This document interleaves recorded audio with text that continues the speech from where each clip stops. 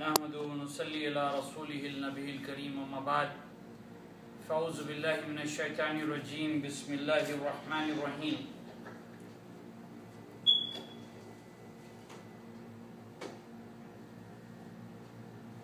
ادعو الی سبیل ربک بالحکمہ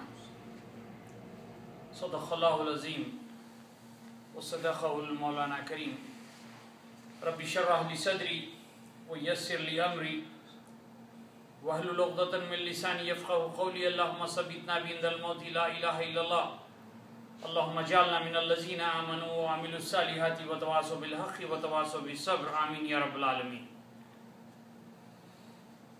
میں نے آج سورہ نحل کی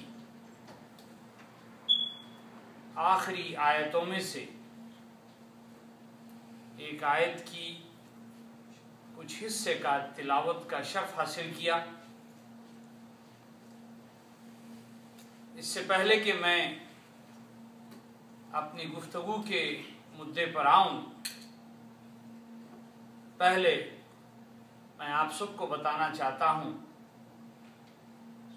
یہ جو ماہ مبارک جس میں ہم قدم رکھ چکے ہیں وہ ذو القعدہ عربی مہینوں سے 11واں مہینہ ہے۔ یہ اس کی بڑی فضیلتیں بتائی گئی ہیں ماہ شوال کے بعد، اور اللہ کے رسول صلی اللہ علیہ وسلم نے اس ماہ مبارک پہ خاص طور پہ فرمایا ہے کہ آپ اس مہینے میں تیاری کریں آنے والے مہینے کے لیے ذی الحجہ۔ نہ صرف تیاری کریں بلکہ امن قائم کریں۔ اس میں جھگڑے اور جنگ یا بحث کی بھی گنجائش نہیں بتائی گئی۔ ذو القعدہ۔ اب میں اپنی گفتگو کے مدعے پہ آپ کو واپس لے آتا ہوں کہ میں نے جس آیت کی تلاوت کا شرف حاصل کیا سورہ نحل کی،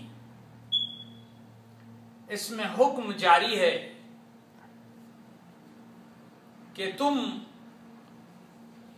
اللہ کے راستے کو بتاؤ، جس طرح نے اللہ تمہیں راستہ بتایا ہے اس کو بتاؤ، اور ساتھ میں تاکید کی ہے بالحکمہ، اپنی عقل مندی کے ساتھ،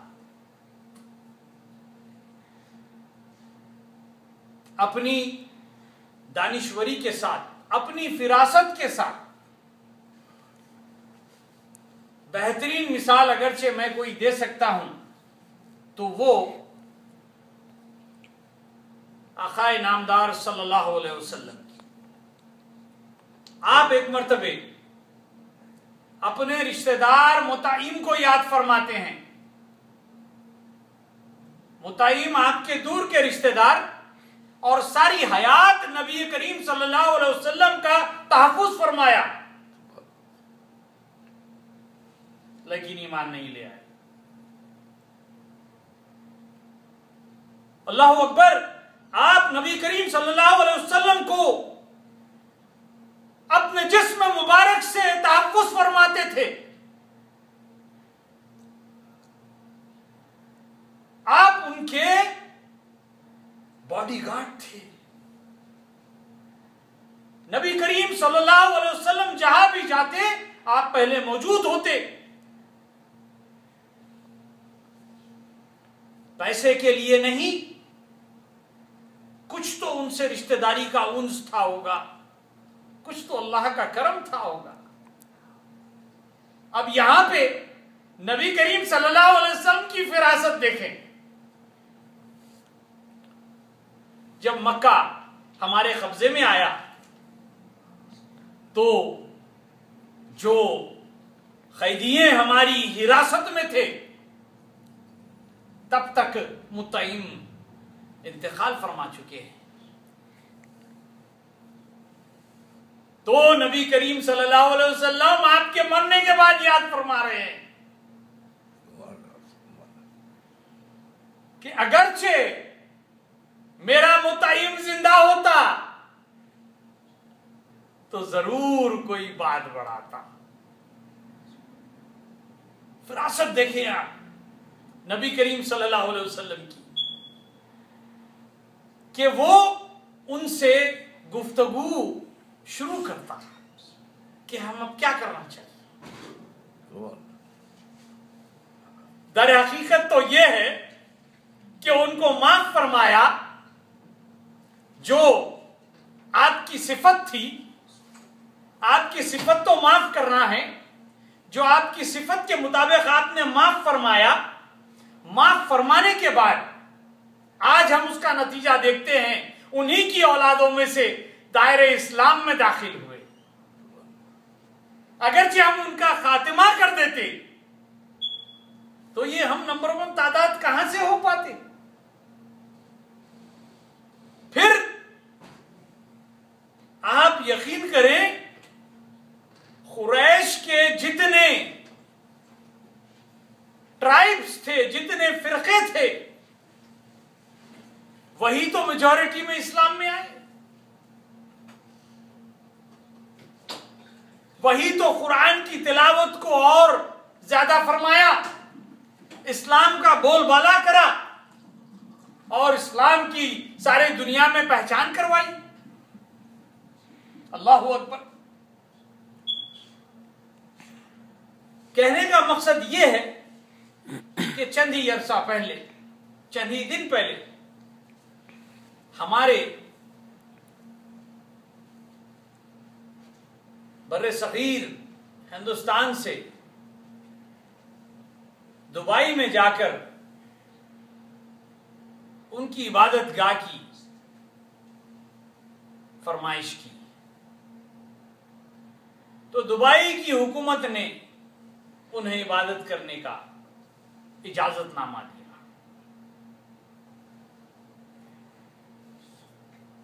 افسوس کی بات یہ ہے کہ ہم جس کو ہر وقت استعمال کے لیے پسند نہیں فرماتے ہیں, واٹس ایپ اور فیس بک پہ عجیب عجیب قسم کی تصاویریں پیش کر رہے ہیں. جو تصاویریں حقیقت نہ بھی ہو, وہ تصاویریں مسلمانوں کے درمیان میں اس فون کے ایپس پہ گھوم پھر رہی ہیں.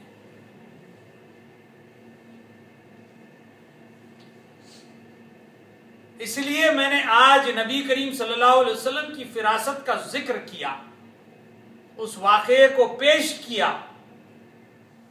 اور چند واقعات آپ اپنی حیات میں یہود و نصار کو مسجد نبوی میں بلاتے ہیں, مسجد نبوی میں بلا کر ان کو ان کے طریقوں کے کھانے کھلاتے ہیں.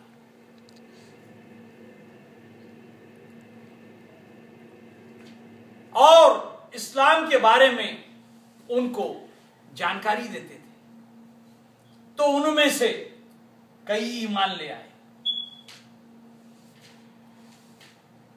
ہندوستان پاکستان کی بر سرزمین پر بر صغیر جو 5000 سے زائد پرانی مشرکوں کی حکومتیں, تہذیبیں وہاں پہ گڑی ہوئی ہیں, وہاں پہ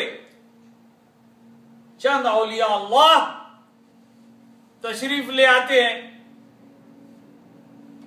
اور ان سے اجازت نامے لیتے ہیں اور اپنی عبادت گاہیں اور دستگاہوں کو منعقد فرماتے ہیں. اس کا نتیجہ یہ ہوتا ہے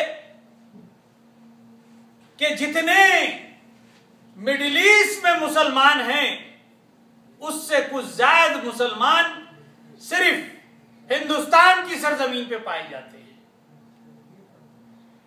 ابھی میں پاکستان، بنگلہ دیش، افغانستان یا سری لنکا، ان مقامات کو ابھی میں کاؤنٹ نہیں کر رہا ہوں، لیکن صرف میں ہندوستان کے مسلمان کی تعداد کا آپ کے سامنے ذکر کر رہا ہوں۔ پھر قبل 750 سال پہلے میرے شہر دکن حیدرآباد میں بابا شرف الدین سہروردی علیہ رحمہ تشریف لے آتے۔ نام حیدرآباد نہیں، کچھ اور نام ہوتا ہے، اور اپنے حسن سلوک اور اپنے عمل سے اس سرزمین پر آپ بیج بوتے ہیں، اور وہ جو بیج بویا تھا آج اس کے پھل، درخت، اس کی شاخیں ہمیں بظاہر شفاف طریقے سے نظر آتی ہیں کہ اس شہر دکن میں سب میں زائد مسلمانوں کی تعداد ہے۔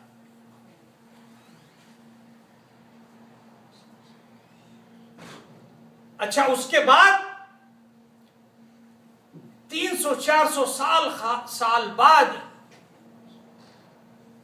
حیدر نامی اپنے بیٹے کے نام سے حیدرآباد منعقد ہوا۔ تب تک بابا شرف الدین سہروردی علیہ رحمہ جو عراق سے تشریف لے آئے،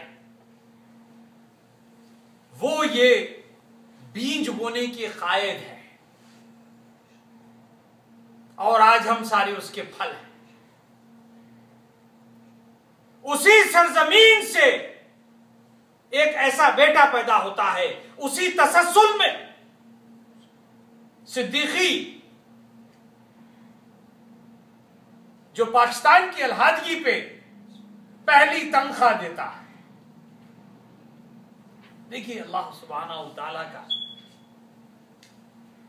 معاملہ کہ کیسے کیسے ذریعے بناتا ہے۔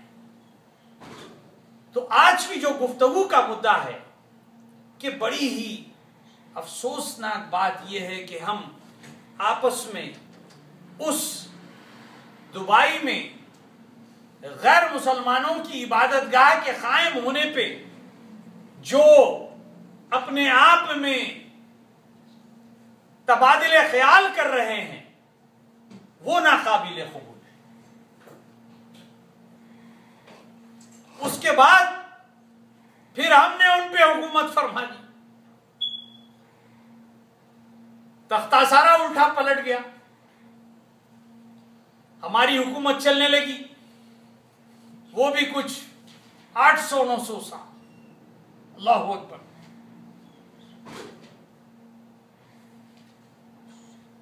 پھر ہم نے ان کی عبادت گاہوں کو قائم کرنے کی اجازت فرمائی۔